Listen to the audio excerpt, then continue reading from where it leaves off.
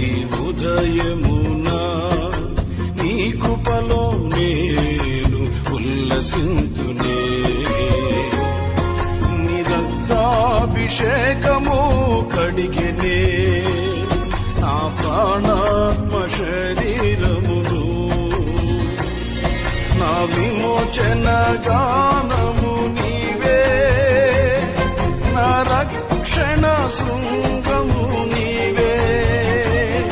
నా విమోచన గానము నీవే, నా రక్షణ